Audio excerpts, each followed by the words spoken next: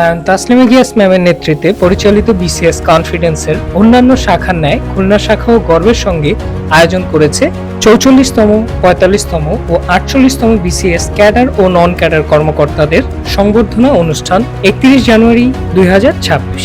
যারা নিজেদের মেধা, অধ্যবসায় ও অদম্য পরিশ্রমের মাধ্যমে বিসিএস এর মতো কঠিন ও নন ক্যাডার প্রতিযোগিতায় সফল হয়েছে। এই আয়োজন তাদের সম্মান জানানো ও ভবিষ্যৎ প্রজন্মের জন্য অনুপ্রেরণা তৈরির একটি প্রয়াস।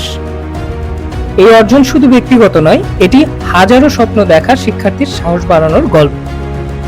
লায়ন তাসলিমা গিয়াস পরিচালিত বিসিএস কনফিডেন্স বিশ্বাস করে সঠিক গাইডলাইন, ধারাবাহিক পরিশ্রম ও আত্মবিশ্বাস থাকলে সাফল্য একদিন ঠিকই ধরা দেয়। সফলদের প্রতি অভিনন্দন এবং ভবিষ্যৎ বিসিএস যোদ্ধাদের জন্য রইল অফুরন্ত শুভকামনা।